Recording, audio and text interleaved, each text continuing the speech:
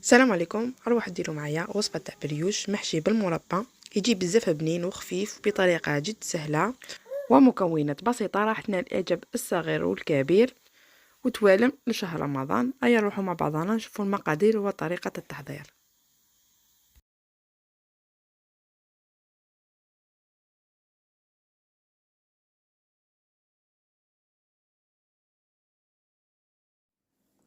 بسم الله. واش نحتاج في العجينه؟ عندي هنا 500 غرام تاع فرينه رطل، درت لها 100 غرام تاع السكر حوالي نص كاس، وهنايا درت لها لافاني، ديري اي فاني متواجد عندك، وملعقه كبيره تاع خماره الخبز. انا درت العجينه وانتي ديري الحبيبات اذا ماشي متوفر عندك، كيس خماره كيميائيه، خماره الحلويات،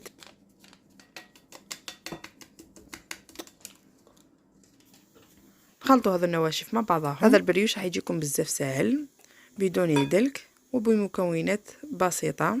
هنا واش نديرو؟ نضيفو 250 ملل تاع حليب دافئ، هكذا نبدا نخلط غير بشويه.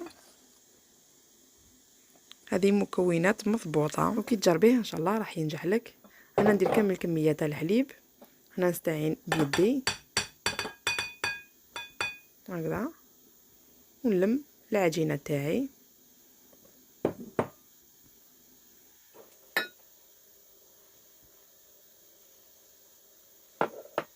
ندير كامل كميه تاع الحليب. هنا واش راح نزيد لها حبه تاع بيض وربع كاس تاع زيت عادي، ونخلط كامل المكونات مع بعضهم حتى يولي عندنا خليط كما راكم تشوفوا. تكون عجينه طريه تتلاصق في اليد. نسيي نضربها شويه كما راكم تلاحظوا. انا هنايا راح ندير شويه تاع ملح ونسيي نلمدها هنايا بالفرينه. انا هنايا راح نجبدها من الطبسي نديرها في الطافاي تاعي هكذا، نعاود نروحي بالفرينه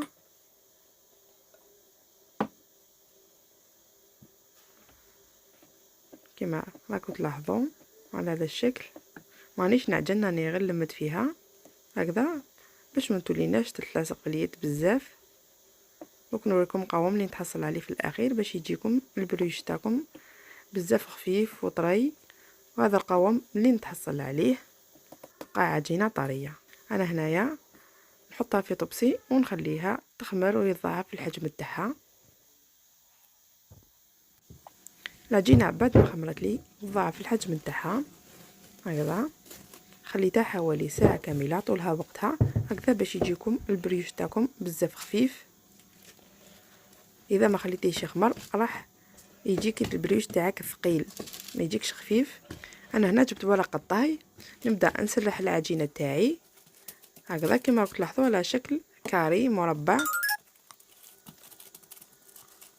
كما راكم تشوفوا العجينه راهي دائما طريه.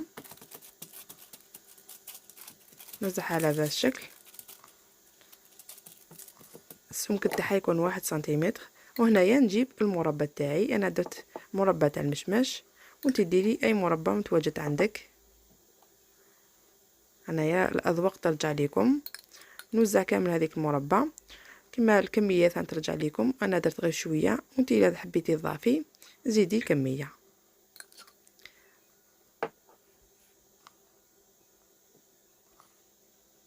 هكذا نبدا نرولي البريوش تاعي، نشكل حربوش هكذا باش يجينا البريوش تاعنا على شكل كيكه. شوفوا البابي شحال يساعدنا باش ما يسقناش العجينه تاعنا هكذا. نسيي نستويها كامل ونديرها في المول تاعي. راني هنا سبكت له البابي، درت له ورقه طاي هكذا نستويه كامل ونخليه يزيد ليا حوالي 10 دقائق يزيد يخمر لنا. هذه خطوه اساسيه باش يجيكم البريوش تاعكم ناجح.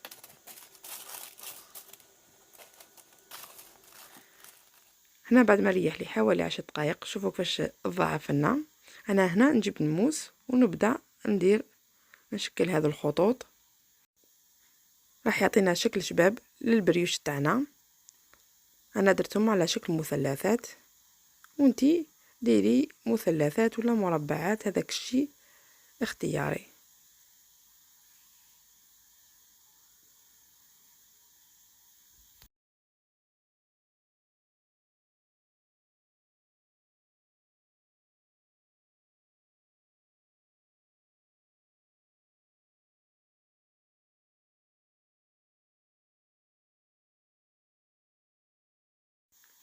هنا كخطوه اساسيه واش راح ندير، راح نجيب المربى تاعي اللي بقات لي درتها في لابوشيت ونبدا نعمر الخطوط هذوك.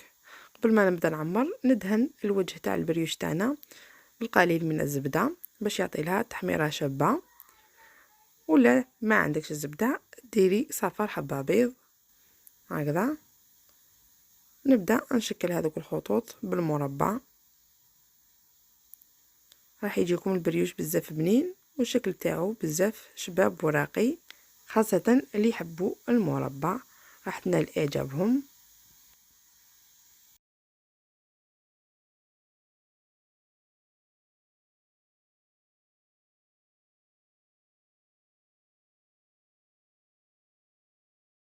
هنايا كخطوة اخيرة راح نعمر الفراغات باللوز ايفيلي ولا الكاوكاو ايفيلي واش متواجد عندك، ولا تخليهم هكذاك فارغين ونديهم يطيبوا. بعد ما خليت الفرن تاعي سخنت الفرن تاعي على 180 درجة، شعلته من الفوق ومن التحت، خليها تطيب حوالي 20 دقيقة حتى النص ساعة.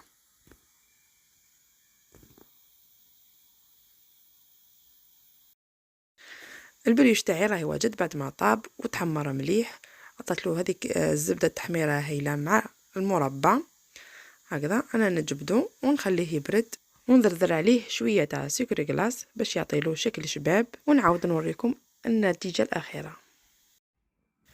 البريوش تاعنا راه واجد، هذا هو الشكل النهائي، جا بزاف بنين وهايم. نقسم لكم باش تشوفوا كيفاش جا من الداخل وتشوفوا الطراوه، جا بزاف هشيش وطري وخفيف.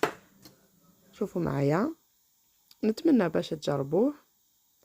اذا هذه هي وصفتنا تاع نهار اليوم، بريوش محشي بالمربى، والشكل تاعو يجي بزاف شباب وبنين وطريقه جد سهله ومقادير مضبوطه متواجده في كل منزل. اذا خليكم انا في فيديو جديد ووصفات جديده. اتهلا في وحدكم، مع السلامه.